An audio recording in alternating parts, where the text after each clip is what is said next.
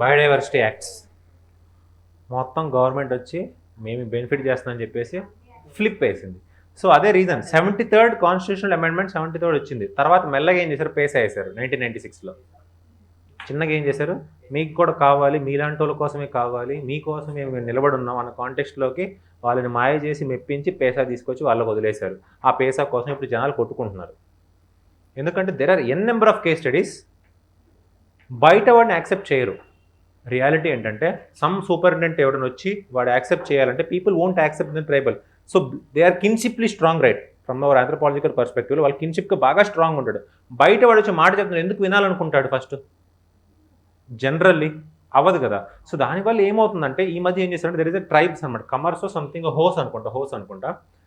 వాళ్ళ ట్రైబ్లో ఏంటి అంటే దెర్ ఇస్ ఎన్ ఇలాంటి పంచాయత్స్ ఉంటాయి. ఈ పంచాయత్స్లో ఏంటంటే జనరల్గా వీళ్ళు గవర్నమెంట్ ఉంటుంది, ఈ గవర్నమెంట్కి ఈ పంచాయతీ మధ్యలో they have appointed some officers.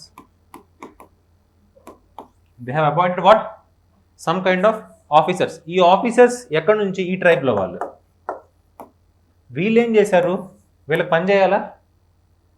ఈడికి పని చేయట్లా, గవర్నమెంట్కి పని చేయట్లా, పంచాయతీకి పని చేస్తుందా?